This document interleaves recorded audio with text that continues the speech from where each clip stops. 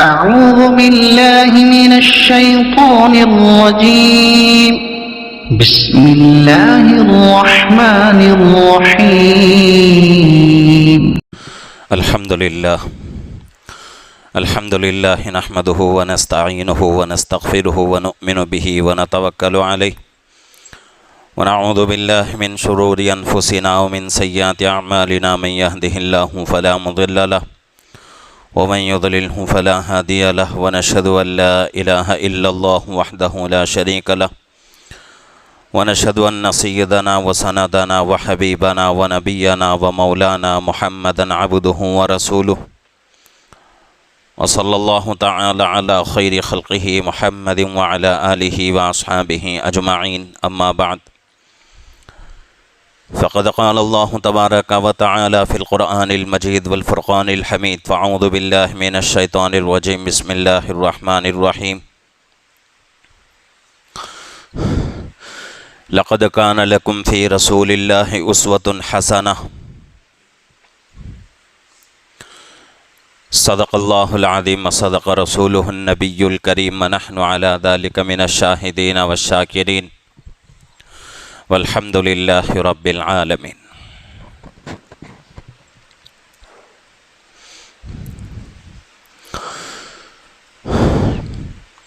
محترم معزز بزرگ اور عزیز دوستو،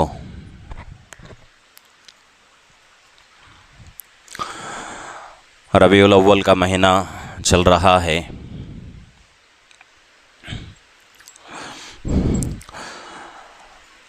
اور آج ربیع الاول کی 20 تاریخ ہے. گزشتہ جمعہ میں ربیع الاول کی مناسبت سے اللہ کے نبی پاک صلی اللہ علیہ وسلم کی محبت پر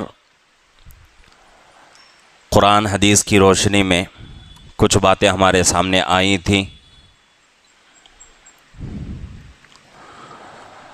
اور آج اللہ کے نبی پاک صلی اللہ علیہ وسلم کی سیرت کا ایک پہلو جو کہ ہمارے لیے بہت ہی قابل عمل ہے، قابل عبرت ہے، اس پر کچھ باتیں عرض کرنا ہے. اور وہ پہلو ہے اللہ کے نبی پاک صلی اللہ علیہ وسلم کی زندگی کے آخری ایام میں دوسروں کا خیال کرنا اور دوسروں کے حقوق کو ادا کرنا.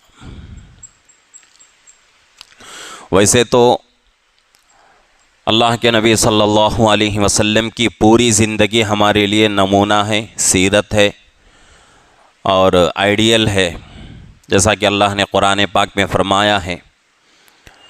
اور اسی آیت شریفہ کو میں نے آج کے خطبے میں تلاوت بھی کیا ہے. لقد کان لکم فی رسول اللہ اسوۃ حسنہ. اس میں اللہ رب العزت فرما رہے ہیں تحقیق کے لوگوں کے لیے ہمارے رسول جو ہیں وہ نمونہ ہیں، آئیڈیل ہیں.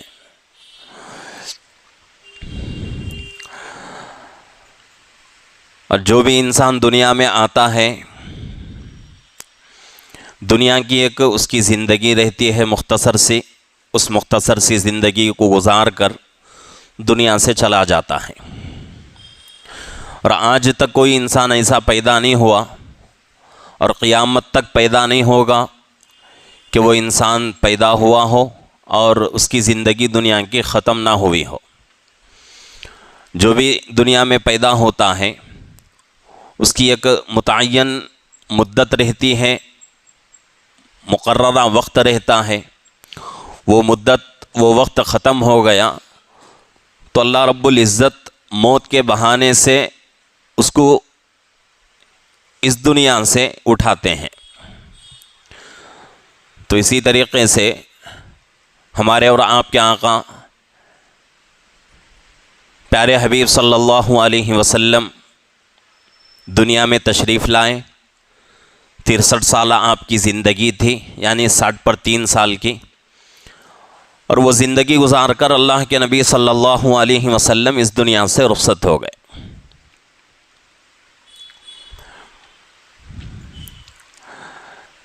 گزشتہ جمعہ میں یہ بات ہمارے سامنے آئی تھی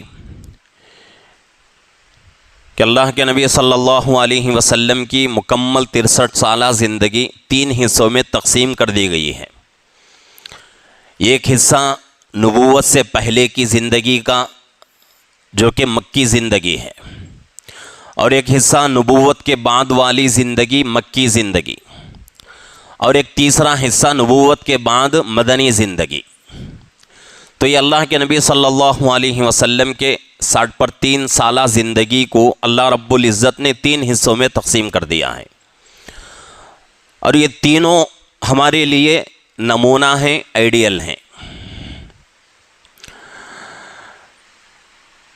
تو اللہ کے نبی پاک صلی اللہ علیہ وسلم اپنی زندگی گزار رہے تھے تو حج کا جو ہے حکم دیا گیا آپ کو. تو سن 10 ہجری میں اللہ کے نبی پاک صلی اللہ علیہ وسلم حج کے لیے روانہ ہوئے،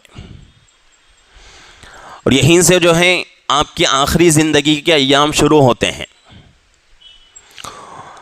حج ادا فرمایا، حج ادا ہو رہا ہے، درمیان میں اللہ کے نبی پاک صلی اللہ علیہ وسلم صحابہ کو وہ مسائل سکھا رہے ہیں جو کہ حضرات صحابہ کو معلوم نہیں تھے حج کے، اور یہ بھی فرما رہے ہیں کہ میرے صحابہ حج کا علم مجھ سے سیکھ لو، حج کے مسائل مجھ سے سیکھ لو. ہو سکتا ہے آئندہ سال میں آپ کے ساتھ یہاں جو ہے جمع نہ رہوں، آپ کے ساتھ یہاں موجود نہ رہوں، تو اس لیے کیا کرو ابھی جو ہے جتنا سیکھنا ہے مجھ سے سیکھ لو. تو یہیں سے حضرات محدثین اور سیرت نگار فرماتے ہیں کہ یہیں سے جو ہے اللہ کے نبی صلی اللہ علیہ وسلم کی آخری زندگی کے ایام شروع ہوتے ہیں. اس کے بعد بہت بڑی زندگی آپ کی نہیں تھی، صرف اور صرف مکمل 90 دن کی زندگی باقی تھی، یعنی کہ 3 مہینے کی زندگی آپ کی باقی تھی. اور یہ مسلم بات ہے کہ آپ دنیا سے جب پردہ فرمائے وہ ربیع الاول کا مہینہ تھا، اور 2 روایتیں ہمیں ملتی ہیں، ایک روایت 11 ربیع الاول کی اور ایک 12 ربیع الاول کی. لیکن جتنے بھی سیرت نگار ہیں، جتنے بھی محدثین ہیں، اس میں سے بہت بڑی جماعت اس بات پر اتفاق کرتی ہے کہ اللہ کے نبی صلی اللہ علیہ وسلم جس دن اللہ کو پیارے ہوئے اس دنیا سے روپوش ہوئے وہ تاریخ 12 ربیع الاول کی تاریخ تھی. تو ربیع الاول جو ہے ذی الحجہ، محرم، صفر، ربیع الاول. حج کب ہوتا ہے؟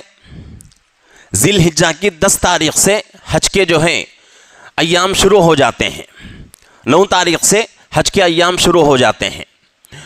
اب اللہ کے نبی پاک صلی اللہ علیہ وسلم دنیا سے پردہ فرما رہے ہیں 12 ربیع الاول کو.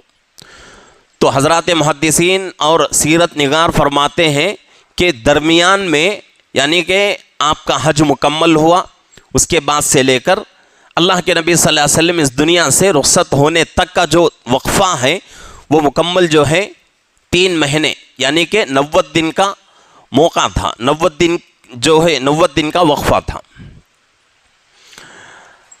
اب یہاں سے جو ہے اللہ کے نبی صلی اللہ علیہ وسلم کے آخری زندگی کے ایام شروع ہوتے ہیں. وہاں سے اصل میں جو ہے بتایا جاتا ہے، کتابوں میں لکھا ہوا ہے سیرت میں، کہ آپ جب دنیا سے پردہ فرمائے تو آپ کی جو ہے عام لوگوں کی طرح کی موت نہیں تھی، بلکہ آپ کی شہادت تھی. سن 7 ہجری میں خیبر میں ایک یہودی عورت نے حضرات صحابہ اور اللہ کے نبی صلی اللہ علیہ وسلم کی دعوت کی، اور اس وقت جو ہے بکرے کا گوشت بنایا گیا، اس گوشت میں زہر ملا دیا گیا تھا، اور وہ زہر اتنا خطرناک زہر تھا.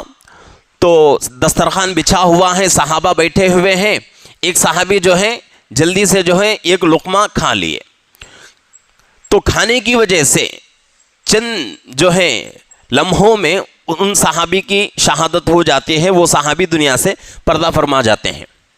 اور اللہ کے نبی پاک صلی اللہ علیہ وسلم ایک لقمہ اپنے منہ میں رکھے ہوئے تھے، لیکن اللہ رب العزت نے گوشت کے ذریعے سے بتا دیا کہ میرے اندر جو ہے زہر ملا ہوا ہے، اس لیے آپ اس کو تناول نہ فرمائیں، نوش نہ فرمائیں۔ تو اللہ کے نبی صلی اللہ علیہ وسلم نے اس کو چھوڑ دیا اور صحابہ سے کہا کہ صحابہ یہ نہ کھاؤ۔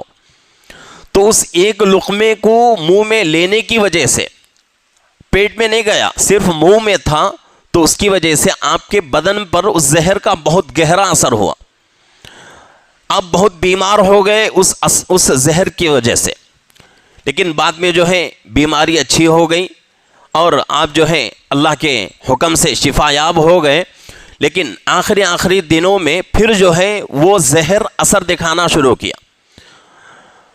تو اسی کی وجہ سے اللہ کے نبی صلی اللہ علیہ وسلم دنیا سے پردہ فرما گئے، یعنی کہ آپ کی شہادت ہوئی۔ اب حج سے واپس آئے، اب یہاں جو ہے سوچنے کی ضرورت ہے کہ اللہ کے نبی پاک صلی اللہ علیہ وسلم حج کے میدان میں، حج کے ایام میں حضرات صحابہ سے کہہ رہے ہیں کہ صحابہ حج کا جتنا علم ہے مجھ سے سیکھ لو، میرے بعد مجھ سے سیکھنے کا موقع نہیں ملے گا۔ اب یہاں جو ہے اعتراض ہو سکتا ہے کہ بھئی اللہ کے نبی کو کیسے معلوم، آئندہ سال تک میں جو ہے دنیا میں نہیں رہوں گا؟ تو اس کا جواب یہ دیا جاتا ہے کہ اللہ رب العزت نے آپ کو پہلے ہی سے مطلع کر دیا تھا کہ آپ کی زندگی جو ہے آخری زندگی ہے، کچھ دن آپ دنیا میں رہیں گے، اس کے بعد آپ کو دنیا سے چھوڑنا ہے۔ تو اس وجہ سے اللہ کے نبی صلی اللہ علیہ وسلم نے فرمایا۔ اس کے بعد اب واپس آ رہے ہیں مدینے کو، تو ایک عجیب واقعہ اللہ کے نبی صلی اللہ علیہ وسلم سے ہوتا ہے کہ آپ سیدھے مدینہ منورہ میں تشریف نہیں لائے، بلکہ آتے آتے میدان احد کی طرف تشریف لے گئے۔ اس میدان میں بہت بڑی جو ہے ایک جنگ ہوئی تھی، سن 3 ہجری میں غزوہ احد ہوا تھا۔ اس غزوے میں، اس جنگ میں صحابہ کی ایک بہت بڑی جماعت جو ہے شہادت پالی تھی، بہت بڑی جماعت کو جو ہے شہادت نصیب ہوئی تھی، اور اس غزوے میں جو ہے جو صحابہ شہید ہوئے تھے، ایسے صحابہ تھے جن سے اللہ کے نبی پاک صلی اللہ علیہ وسلم کو بہت ہی دلی محبت تھی، اور ایسے صحابہ جو ہیں، غزوہ احد کا واقعہ ہم میں سے بہت سارے لوگوں کو معلوم ہے کہ غزوہ احد میں حضرات صحابہ نے کیسی قربانیاں دیں، اللہ کے نبی صلی اللہ علیہ وسلم کے اوپر بہت تکلیفیں آئیں، آپ جو ہے گڑھے میں گر گئے، آپ کا چہرہ مبارک زخمی ہو گیا، آپ جو ہے بہت کمزور ہو گئے، آپ کے بدن سے جو ہے خون نکل رہا تھا۔ تو کچھ صحابہ ایسے ہیں جن کی تعداد جو ہے سیرت کی کتابوں میں 6 بتائی جاتی ہے۔ 6 صحابہ ایسے تھے جنہوں نے اپنی جان کی بازی لگا کر اللہ کے نبی صلی اللہ علیہ وسلم کو بچایا۔ اس میں سے ایک صحابی حضرت زیاد ابن سکن رضی اللہ عنہ، ان کا نام جو ہے بہت زیادہ جو ہے کتابوں میں لکھا ہوا موجود نہیں ہے، اور ہم لوگوں کو بھی جو ہے صحابہ میں سے بہت بڑی جماعت ایسی ہے جن کے ہم نام نہیں جانتے، جن کے بارے میں ہمیں معلوم نہیں ہے۔ تو اسی طریقے سے حضرت زیاد ابن سکن رضی اللہ عنہ وہ صحابی ہیں کہ اللہ کے نبی صلی اللہ علیہ وسلم کی حفاظت کرتے کرتے آپ کی شہادت ہوئی، اور آپ زخمی ہو کر زمین پر گرے ہوئے ہیں۔ ابھی آپ جو ہے آپ کو شہادت مکمل طور سے نصیب نہیں ہوئی، آخری لمحات چل رہے تھے، اللہ کے نبی صلی اللہ علیہ وسلم تشریف لاتے ہیں اور حضرت زیاد ابن سکن رضی اللہ عنہ سے پوچھتے ہیں کہ زیاد، دنیا سے جانے کا وقت ہے، آخری کوئی خواہش ہو تو بتا دو۔ کتابوں میں لکھا ہوا ہے کہ حضرت زیاد ابن سکن رضی اللہ عنہ اتنے زخمی ہو چکے تھے کہ آپ کے اندر اشارہ کرنے کی بھی طاقت نہیں تھی، اشارہ بھی نہیں کر سکتے تھے، اتنا زیادہ آپ جو ہے زخمی ہوئے تھے، آپ کا بدن جو ہے تیروں سے تلواروں سے چھلنی ہو چکا تھا۔ لیکن اللہ کے نبی صلی اللہ علیہ وسلم سوال کر رہے ہیں کہ آخری کوئی خواہش ہو تو بتا دو، آپ کی جو ہے خواہش پوری کر دی جائے گی۔ تو اس وقت حضرت زیاد ابن سکن رضی اللہ عنہ پوری طاقت کے ساتھ اپنے بدن کو حرکت دیتے ہیں، اور حرکت دے کر اپنا سر اللہ کے نبی صلی اللہ علیہ وسلم کے قدموں پر رکھ دیتے ہیں۔ جیسے ہی اللہ کے نبی صلی اللہ علیہ وسلم کے قدموں پر آپ اپنا سر رکھتے ہیں تو اس کے بعد فوراً آپ جو ہے شہادت، آپ کو جو ہے شہادت ہو جاتی ہے آپ کی، اور آپ اللہ کے پیارے ہو جاتے ہیں۔ تو اس کا مطلب جو ہے حضرات محدثین فرماتے ہیں کہ حضرت زیاد بن سکن رضی اللہ عنہ کہ آخری خواہش یہی تھی کہ اللہ کے نبی صلی اللہ علیہ وسلم میں اس حالت میں دنیا سے چلا جاؤں کہ میرا سر جو ہے آپ کے قدموں پر رہے اور آپ کی نگاہیں مجھے دیکھتی رہیں، یہ میری آخری خواہش ہے۔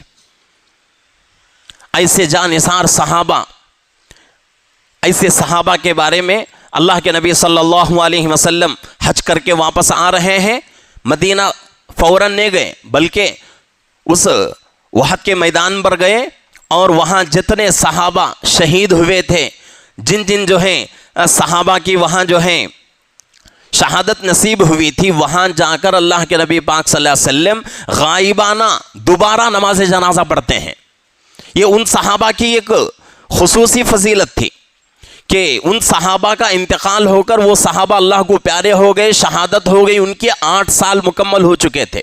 8 سال کے بعد اللہ کے نبی صلی اللہ علیہ وسلم ان کے لیے پھر دوبارہ جنازے کی نماز پڑھ رہے ہیں۔ تو یہ جو ہے اپنے جو لوگ ہوتے ہیں، محبت کرنے والے ہوتے ہیں، ان کے ساتھ یہ ایک قسم کی جو ہے انصافی کا معاملہ ہے، اور ان کے ساتھ جو ہے ان کا حق ادا کرنے کا ایک بہترین جو ہے نمونہ ہے۔ لیکن اب ہم جو ہے غائبانہ جنازے کی نماز نہیں پڑھیں گے، ہمارے لیے یہ جائز نہیں ہے۔ صرف اس وقت کے لیے اللہ رب العزت نے جائز قرار دے دیا۔ اب اگر کوئی آدمی یہ سوچے کہ بھئی اللہ کے نبی نے غائبانہ جنازے کی نماز پڑھی ہے، ہم جو کہ اب ہم کیا کریں گے، ہمارے باپ دادا کی جو ہے ہم بھی جنازے کی نماز پڑھیں گے، تو یہ نماز ادا نہیں ہوگی۔ صرف اس وقت کے لیے ان صحابہ کے لیے اللہ کے طرف سے اجازت دی گئی تھی اللہ کے نبی کو، تو اللہ کے نبی صلی اللہ علیہ وسلم نے ان صحابہ کے واسطے جنازے کی نماز ادا فرمائی، اور فوراً جو ہے مدینے کو روانہ ہو گئے۔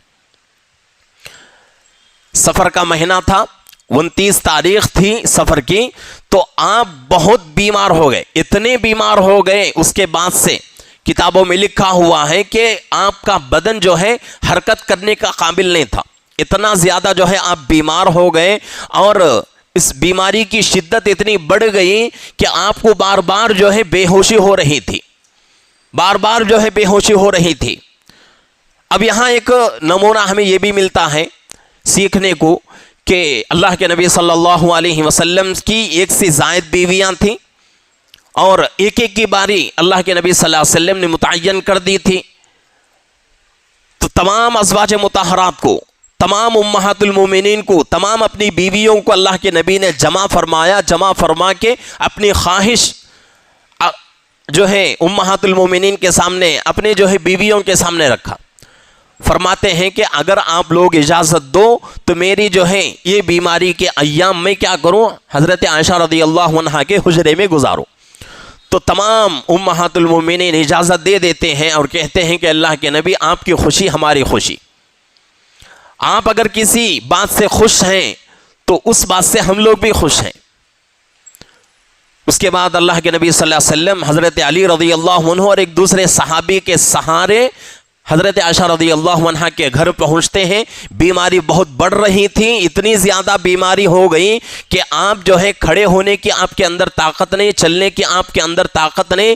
اس پریشانی کی حالت میں، اتنی بڑی جو ہے بیماری، اتنی کمزوری کی حالت میں بھی اللہ کے نبی صلی اللہ علیہ وسلم نماز کے لیے 2 صحابہ کے سہارے تشریف لا رہے تھے۔ یہ بھی ہمیں جو ہے سیکھنے کی ضرورت ہے اللہ کے نبی صلی اللہ علیہ وسلم کی زندگی سے، کہ ہم جو ہے چھوٹے چھوٹے بہانوں سے نماز چھوڑ دیتے ہیں۔ کتنی نمازیں ہمارے جو ہے قضا ہو جاتی ہیں، اور وہ بہانہ کوئی بڑا بہانہ نہیں رہتا، کوئی بڑا عذر نہیں رہتا۔ ہم جو ہے آرام کے ساتھ رہتے ہیں، صرف کام دھندے کا، نوکری کا بہانہ، یہی چھوٹے چھوٹے بہانوں سے ہم لوگ جو ہے کئی نمازیں ہماری قضا ہو جاتی ہیں۔ اللہ کے نبی صلی اللہ علیہ وسلم آخری دنوں میں اتنے بیمار ہیں، 2 صحابہ کے سہارے چل کر آ رہے ہیں، آ کر نماز پڑھا رہے ہیں صحابہ کی۔ اس سے بھی زیادہ آپ کی بیماری بڑھ گئی تو اللہ کے نبی صلی اللہ علیہ وسلم نے حضرت ابو بکر رضی اللہ عنہ سے فرمایا کہ اے ابو بکر آپ کیا کرو، امامت کرو. اب میں جو ہے آ نہیں سکتا مسجد میں، اور 2-3 آدمیوں کے سہارے بھی آپ جو ہے آپ کے اندر آنے کی طاقت نہیں تھی، اتنا زیادہ آپ کا بدن کمزور ہو گیا. تو اس وقت اللہ کے نبی صلی اللہ علیہ وسلم نے حضرت ابو بکر رضی اللہ عنہ کو اپنا خلیفہ بنایا اور نائب بنا کر مصلی پہ کھڑا کیا. یہاں تک جو ہے آپ کی سیرت میں بات ملتی ہے کہ نماز چل رہی تھی تو درمیان میں 2 رکعت ہو چکی تھی، 2 رکعت باقی تھی. اللہ کے نبی صلی اللہ علیہ وسلم آتے ہیں. اب حضرت ابو بکر رضی اللہ عنہ پیچھے ہٹنا چاہتے ہیں، لیکن اللہ کے نبی صلی اللہ علیہ وسلم اشارے سے فرماتے ہیں پیچھے نہ ہٹو، وہیں کھڑے رہو. اللہ کے نبی صلی اللہ علیہ وسلم بازو کھڑے ہوتے ہیں، بیٹھ کر صحابہ کو باقی 2 رکعتیں پڑھاتے ہیں. اور حضرت ابو بکر رضی اللہ عنہ اس نماز میں، اس جماعت کی نماز میں مکبر بنتے ہیں، یعنی تکبیر بولنے والے پیچھے. تو اس طریقے سے اللہ کے نبی صلی اللہ علیہ وسلم کی زندگی گزرتی ہے. اور اس کے بعد تھوڑا جو ہے آپ کو افاقہ ہوتا ہے، مسجد نبوی میں آتے ہیں، ممبر پر کھڑے ہو کر یہاں جو ہے ایک خطبہ دیتے ہیں، بیان کرتے ہیں. اس کو جو ہے سمجھنے کی ضرورت ہے. یہی اصل بات ہے ہمارے لیے کہ اتنی بیماری بڑھ گئی، اتنی جو ہے کمزور ہو گئے، اس کے باوجود آئے ہوئے ہیں، ممبر پر کھڑے ہو کر بیان کرتے ہیں. بیان کر کے کہتے ہیں کہ میرے صحابہ، میرے اندازے کے مطابق میں نے سب کا حق ادا کر دیا ہے. اگر کسی کا حق میرے قبضے میں ہے تو آج کھڑے ہو کر اپنا جو ہے بدلہ لے لے. کسی کا پیسہ میرے پاس ہے، یا کسی کی کوئی زمین ہے، یا کوئی اور چیز میرے پاس رکی ہوئی ہے، تو آج کھڑے ہو کر مطالبہ کر لے، میں اس کا جو ہے بدلہ ادا کر دوں گا. تمام صحابہ کی جماعت جو ہے خاموش بیٹھی ہوئی ہے. ایک صحابی کھڑے ہوتے ہیں، کھڑے ہو کے اللہ کے نبی صلی اللہ علیہ وسلم سے فرماتے ہیں کہ اللہ کے نبی، آپ کی میرے جو ہے آپ کے پاس 3 درہم موجود ہیں. ایک مرتبہ صحابی فرماتے ہیں کہ ایک سائل آئے تھے اور آپ کے پاس کچھ بھی نہیں تھا. آپ نے مجھ سے کہا تھا کہ اس سائل کو 3 درہم دے کے روانہ کر دو. تو اس وقت میں نے 3 درہم دیے تھے، وہ واپس نہیں ہوئے. یہ بھی ہمارے لیے نمونہ ہے. ہم جو ہے یہاں بہت سارے لوگوں کے ذہن میں یہ بھی بات آ سکتی ہے کہ بھئی اللہ کے نبی صلی اللہ علیہ وسلم سوال کر رہے ہیں، صحابہ کیسے جواب دے سکتے تھے؟ ایسی بات نہیں تھی. صحابہ کو اگر کوئی تکلیف تھی تو برجستہ اللہ کے نبی صلی اللہ علیہ وسلم کے سامنے عرض کر دیتے تھے کہ اللہ کے نبی ہمیں یہ تکلیف ہے، ہماری یہ ضرورت ہے، ہمارا یہ تقاضا ہے. جب اللہ کے نبی صلی اللہ علیہ وسلم کے سوال کرنے پر صحابہ جواب دیتے، سوال کرتے، تو اللہ کے نبی ناراض بھی نہیں ہوتے تھے. فوراً اللہ کے نبی صلی اللہ علیہ وسلم نے صحابی سے فرمایا کہ ان کے 3 درہم واپس کر دو.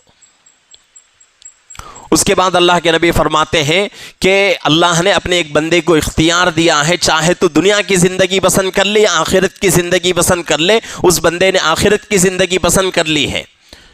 اس حدیث کے راوی حضرت ابو سعید خدری رضی اللہ عنہ ہیں.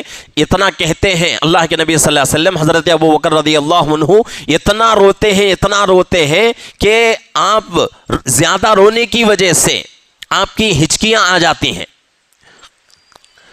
تو صحابہ پریشان ہیں کہ بھئی اللہ کے نبی نے صرف اتنی بات کہی اور حضرت ابو بکر رضی اللہ عنہ اتنا رو رہے ہیں، کیا بات ہے؟ سمجھ میں نہیں آئی بات. بعد میں حضرت ابو بکر رضی اللہ عنہ کہتے ہیں کہ بھئی اللہ کے نبی صلی اللہ علیہ وسلم نے فرمایا ہے کہ اللہ نے اپنے ایک بندے کو اختیار دیا ہے، چاہے تو دنیا پسند کر لے یا آخرت پسند کر لے. اس بندے نے آخرت پسند کر لی ہے. اس کا مطلب اللہ کے نبی صلی اللہ علیہ وسلم ہے. اللہ رب العزت اللہ کے نبی کو اختیار دے دیے کہ اے نبی، چاہو تو دنیا میں رہو، چاہے تو ہمارے پاس آ جاؤ. اب اللہ کے نبی صلی اللہ علیہ وسلم ہم سے رخصت ہونے والے ہیں. اتنا کہنا تھا، تمام صحابہ رونا شروع کر دیتے ہیں. کوئی معمولی جو ہے مجلس نہیں تھی، کوئی معمولی محبت نہیں تھی، ہمارے تمہاری جیسی جو ہے محبت نہیں تھی حضرات صحابہ کے دلوں میں. ایسی محبت تھی کہ اس محبت کے سامنے حضرات صحابہ بڑی سی بڑی چیز قربان کرنے تیار ہو جاتے تھے. ایسی دلی محبت تھی. تو اتنے جو ہے کمزوری کی حالت میں بھی اللہ کے نبی صلی اللہ علیہ وسلم کی فکر کیا ہے کہ بھئی کسی کا حق میرے ذمے نہ رہے اور میں دنیا سے اس حالت میں جاؤں کہ میں اس تمام لوگوں کے حق سے بالکل پاک ہو جاؤں. اللہ کے سامنے جب کھڑا ہوں تو میرے اوپر صرف اور صرف اللہ کا حق ہو, اللہ کے حق کے علاوہ دنیا کے کسی آدمی کا حق میرے اوپر نہ ہو. یہ اللہ کے نبی صلی اللہ علیہ وسلم نے اپنی زندگی میں, مکی زندگی میں بھی اس پر عمل کر کے دکھایا, مدنی زندگی میں بھی عمل کر کے دکھایا, اور نبوت سے پہلے مکی زندگی میں بھی عمل کر کے دکھایا, اور آخری دنوں میں بھی اللہ کے نبی صلی اللہ علیہ وسلم نے اس پر عمل کر کے دکھایا. یہ ہمارے لیے بہت ہی بہترین نمونہ ہے کہ آج ہمارے اوپر کتنے کتنے لوگوں کا حق رہتا ہے لیکن ہم اس حق کو ادا نہیں کرتے. تو اور بھی بہت ساری باتیں ہیں انشاءاللہ آئندہ جمعہ میں عرض کروں گا. تو اللہ رب العزت سے دعا ہے کہ اللہ رب العزت ہم تمام کو اللہ کے نبی پاک صلی اللہ علیہ وسلم کی سیرت کے مطابق زندگی گزارنے کی, اور خصوصاً سیرت کا یہ پہلو جس کے بارے میں آج ہمارے سامنے باتیں ہوئی ہیں دوسروں کے حقوق کو ادا کرنے کے تعلق سے, اس پہلو کو زیادہ سے زیادہ اہمیت دے کر اس پر عمل کرنے کی اللہ ہم سب کو توفیق عطا فرمائے. آمین. وآخر دعوانا الحمدللہ رب العالمین.